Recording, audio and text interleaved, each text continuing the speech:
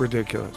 Ridiculous, but I bet it was for a significant amount of money. Still ridiculous. Yeah, but fun. I'd watch it. Look, Jake Paul wants to test himself against actual, not just world champion, but one of the greatest of all time. Really fought, and it wasn't fixed, Jake Paul would not survive 45 seconds. I don't know about that. I think it would take a few rounds. Really? But yeah. First of all, Jake is a lot bigger. Jake's a lot bigger. But what weight would they fight? Well, it's not about the number.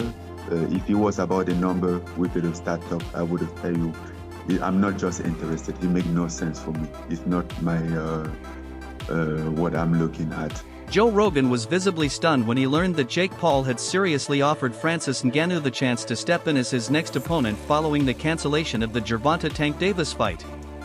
On his podcast, Rogan called the idea insane and borderline reckless for a YouTuber turned boxer.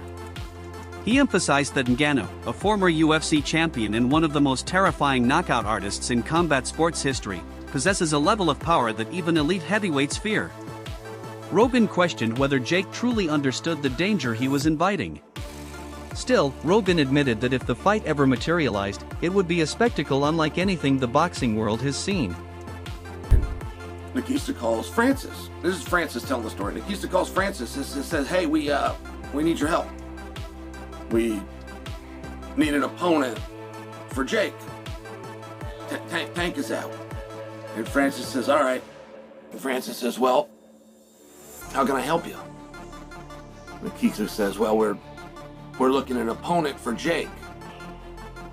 Tank Davis is out. And Francis says, all right, but specifically, how can I help you? Nikista takes a third swing at the bat. He says, well, we need an opponent. We need a boxer. We need a partner. We need somebody to fight Jake. Tank is out. And Francis asks him again, okay, what?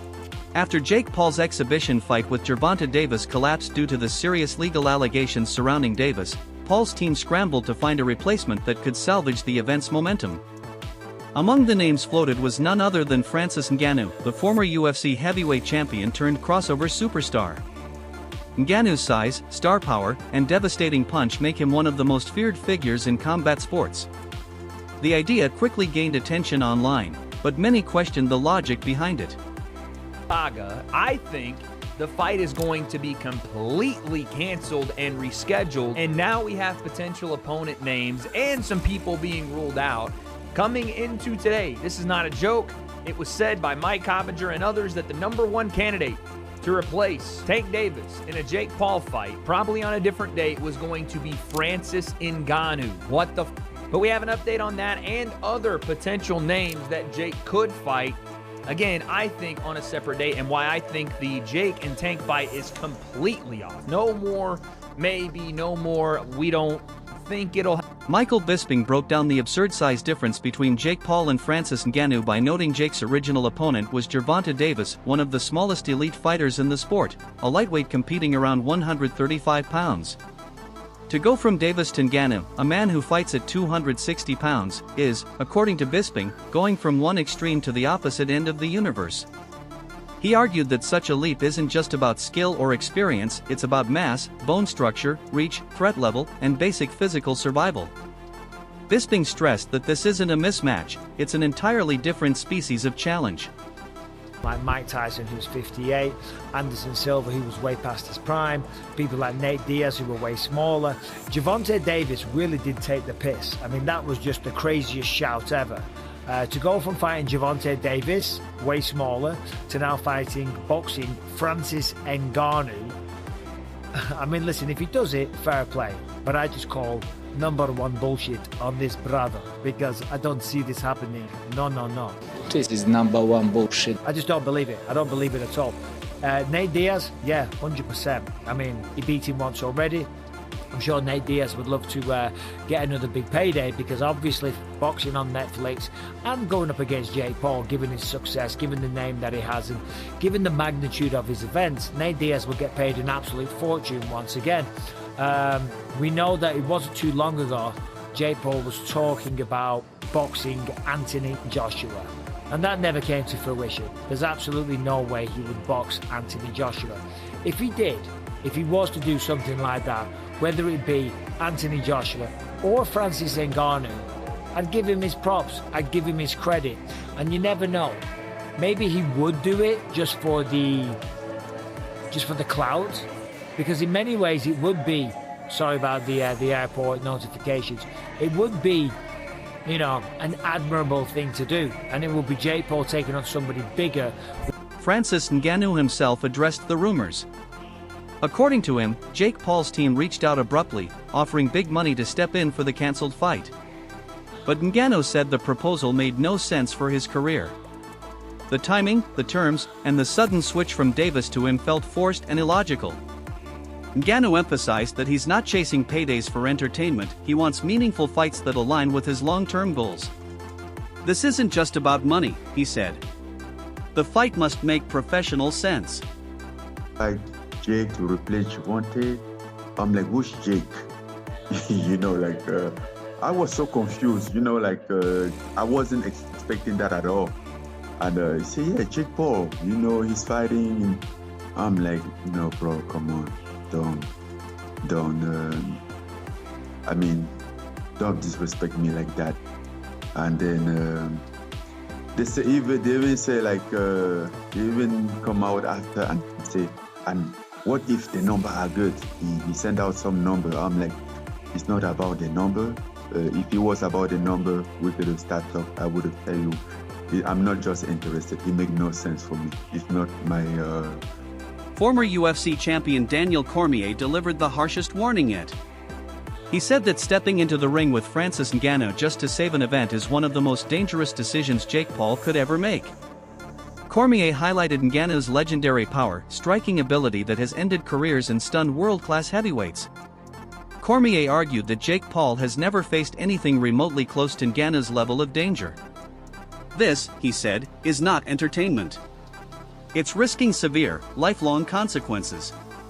Paul goes from fighting Gervonta Davis to calling out Francis Ngannou. Jake Paul don't want those problems. I can't say it any different. Jake Paul does not want any Francis Ngannou problems. He don't. He does not want those issues. While I think it's crazy and I credit him for doing that, and I'm surprised he did that, this could be a ploy. Him poking out his chest, saying, I want Francis. You don't want those Francis Ngannou problems. I don't care what Anthony Joshua did to Francis Ngannou. Jake Paul gets in there with Francis. Francis will knock his head off this planet. You don't want those Francis problems. I watched Francis put down Tyson Fury. Sure, Anthony Joshua beat him. But even if Jake got power, I don't think he got power to be dealing with Francis. Because all it takes is for one. Cormier further questioned Jake's motivations, suggesting the move is more about headlines than competition. He added that Jake severely underestimates what it means to stand in front of a heavyweight whose punches can blow through gloves and guards. Ngannou's striking in MMA was terrifying, but in boxing, where angles are tighter and gloves are padded differently, his power becomes even more concentrated. Cormier warned, if Jake steps in there without understanding the difference between MMA power and boxing power, this fight could be over before the first minute. Boxing is much different than mixed martial arts. The target audience might be the same, but the demographics different. The places where people are brought up are different. There's bigger entourages in boxing. It's just a different world in boxing. We've known that from the very beginning. We know that Gervonta Davis was not going to just play to Jake Paul's rules. I still don't know exactly why this thing is falling apart, but it is falling apart bad. It is bursting at the seams. We are almost exactly where we should have never started. This should have never gotten started, but it did. But we are almost now exactly where we need to be in the fight, and that's it. Analysts across the sport echoed similar concerns. Many argued that taking on Francis Ngannou on short notice is reckless not only for Jake Paul personally but for the credibility of the event. Jake's original opponent pulled out late, forcing him to scramble. But Ngannou is not a short-notice opponent, he is a months-long preparation opponent. Some analysts compared this matchup to the Tyson Fury vs Ngannou crossover megafight. Even Fury, the undefeated heavyweight champion of the world, was knocked down and nearly beaten by Ngannou's raw power. If Fury struggled, analysts argue, what chance does Jake Paul realistically have? The thing about this is, okay, if they push it back to December, then that's slightly different. But this is the kind of one situation where you're kind of 10 days out, 2 weeks out from a fight, whenever they first got wind of this problem. This is the kind of situation where it would be possible that Jake Paul and Nikita Badarian and MVP, who are very, very shrewd people, this is the one occasion where they might end up making a mistake, taking someone at short notice who they shouldn't take. Because there'd be a whole raft of people putting their hand up for it, wouldn't they? Thinking, I'll take him at short notice. I'll make out that I've been sitting on a beach, eating and drinking for the last 6 months. I'll but anything just to get in there with him. And then on the night, I'm gonna knock his head off. There'll be loads of people putting their hand up for this, and you'd have to be incredibly careful about who you took at short notice, because for it to have any kind of meaning, you would need to take a decent opponent at short notice, because obviously they're up against it because it's short notice. You couldn't take some barely warm body at short notice, because that would be even worse than giving them full notice. So this is the one area, the one situation in which it would be easy for them to make a mistake, but they don't make mistakes with things like this. They just don't. So yeah, I'm not surprised that they haven't been tempted into, somebody. Yeah, Ngannou, that'd be a mistake. It'd be such a mistake. I know he got flattened by Joshua, but so what? Joshua is a 2-time unified champion of the world, and Ngannou's 270 pounds of absolute granite. That would have been a terrible, terrible mistake if they'd given him the fight. And he dropped, like, people. I know, my opinion, Tyson Fury won that fight with Ngannou, but he still put Tyson Fury. He was close.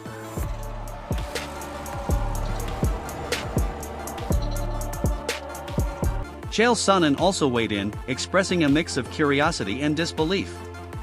He said that from a sporting standpoint, this fight has no balance. It's not about skill versus skill, it's about how much punishment Jake can endure before the fight is stopped.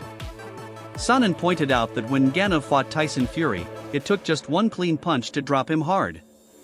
If a world champion like Fury could barely absorb Ngannou's power, then expecting Jake Paul, a much smaller, far less experienced fighter, to survive it is almost delusional. Francis says fighting Jake Paul wouldn't make sense. Well, what in the hell do you think Tyson Fury got for boxing you? These aren't mean things from me. This is a reality. Tyson Fury knew there was a check. Name one person you'd rather see Jake Paul fight than Francis Ngannou. Is a real challenge. How Tyron Woodley, Ben Askren, Anderson Silva, Mike Tyson. How those aren't real challenges, I don't know. But this is the story as we're told. And do you see where that would satisfy so much? Do you see where that would force even the biggest hater to be quiet? And my job for something to make sense is the biggest check against the easiest opponent. I cannot think of anything I would rather see. Observers also noted that Jake Paul's attempt to maintain relevance through outrageous matchups seems to be losing traction. Unlike his previous fights, which featured opponents closer to his size and experience, this proposal feels directionless and forced.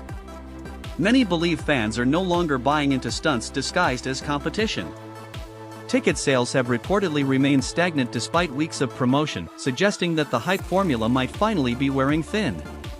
He's retired. Tank still being in the competitive nature of the sport throws this one completely off for me, and the fact that Jake is like 60 pounds bigger than he is. Right? Like, Mike was obviously far older than Jake, and that was the big knock on that fight. Mike should not have been in there with Jake. Said that many times. Jake has fought so hard against people saying he's bad for the sport, he doesn't actually want to fight or step up or do any of this stuff. And I've kind of had his back when I'm like, no, he is doing what most boxers have done early in their career. But this gives those people more ammo to be like, yeah, bro, look, this is what we're talking about. When we say he's bad for the sport, or when we say that he's doing stuff that doesn't make sense and he's making a mockery of things, this is what they're talking about. And again, I wouldn't have any problem with it if Tank was way past the point where he could fight competitively at his weight class and have fights with guys like Shakur Stevens, or even, again, rematching guys. Chael Sonnen added that while Jake's confidence is entertaining, confidence doesn't change biology. Jake does not have the size, power, or durability of Tyson Fury, and if Fury could only handle one Ngannou punch, Jake Paul handling even one seems highly unlikely. Sonnen suggested that this matchup edges dangerously close to irresponsible matchmaking. Bludgeoning. You can't even grab a hold of the guy or try to squeeze him. You can only bludgeon and be bludgeoned back. I think you're got an uphill battle to question somebody. But they have been very effective in doing just that to Jake. Hey, you started with this NBA guy, and even those MMA guys, they're not boxers. And then when you got around to the boxers, but they weren't current boxers. Then when you get around to the current boxers, they're not big enough boxers. And I just loved it. When I heard that Francis Ngannou might be going against Jake, I loved it. What's that gonna look like? How many of those shots from Francis can you take? Tyson Fury, you're talking clean. Tyson Fury only took one. Everything else, Tyson was able to roll with. Big Francis only had to hit him one time. That's like Tim Bradley then explained the massive financial fallout from the original Jake Paul vs. Gervonta Davis cancellation. Promoters, broadcasters, venues, sponsors, and investors all lost significant money. Pay-per-view projections collapsed overnight as networks backed out due to the seriousness of Davis's legal issues. Bradley highlighted how one fighter's actions can completely derail the business machinery behind major boxing events. Let's get on Tank real quick. You gotta be the dumbest dude, in the history of boxing, bro. $40 million, dog, down the drain. You gotta be the dumbest dude I've ever seen in the history of boxing, bro. Seriously. I'm like, $40 million, bro. Wealth. Literally wealth, bro. Going down the drain. I don't understand it. I can't make the... I don't understand it. But I'll tell you this. MVP promotions, whatever the hell y'all call it, most valuable promotions, shit, more like rookie promotions. Yeah, more like rookie promotions. You didn't know what you were dealing with. You had no clue. This has always been down Tank's alley, man. Now, let me just say one thing. Millions had already been spent on promotion, production, and logistics, likely never to be recovered. Bradley noted that this situation exposes the fragile commercial ecosystem of boxing. When one star fails, everyone surrounding them pays the price. As discussions continued about Jake Paul potentially facing Ngannou, analysts emphasized the massive contrast in size and power. Ngannou, weighing around 260 pounds, hits like a freight train. Jake Paul, meanwhile, has fought mostly welterweights, middleweights, and smaller MMA fighters. For Jake to even have a chance, his entire training system would need to be rebuilt, more muscle mass, improved durability, different footwork, new sparring partners, and months of preparation. Treating this matchup like another influencer boxing event would be suicidal. Experts agree, Paul would need a full elite-level camp to survive even a few rounds with Francis Ngannou. It would be something unique. It would be something incredible. It's the same reason that I would be intrigued by a Jake Paul versus Anthony Joshua fight, although I would never advise Jake Paul to take a Anthony Joshua fight. I wouldn't advise him to take a Francis Ngannou fight either, because as much as Anthony is far better, which we saw when they actually fought, Joshua slept Francis Ngannou quicker than me after 2 melatonin. It was quick, fast, in a hurry, completely dominant. But we also saw Francis Ngannou go toe-to-toe with the heavyweight champion of the world at that time. Yes, he was out of shape. We understand that. But Tyson Fury on that night got the shock of his life when Francis Ngannou not only went toe-to-toe, but put him down and danced on him. To this day, I think that fight could have gone Francis' way. Point being, there are levels to this shit. Not just in boxing, but in combat in general. And the size difference Francis would have over Jake would be incredible, but it would have been a great event, and a lot of people would have tuned in. Francis, though, is saying that's not happening. How can they go from Gervonta Davis to Francis Ngannou? Gervonta Davis is a fantastic boxer, but and is a one-shot knockout artist. But come on, the weight different and everything, it makes no sense. It's a good point. Obviously, Francis is right about the weight difference, but it's a good point in general for what do you do next? Jake has sparred guys like Shakur Stevenson, Ray Ford, Montana Love to try to prepare for Tank Davis. And even if you book this fight on December 12th or December 19th, that's still a completely different fight than you were going into. Completely different matchup, size-wise, skill-wise, the things that you're going to need to even try to compete. Is this matchup a thrilling, high-risk event that could break records, or a dangerous mismatch that should never happen? Share your thoughts in the comments below.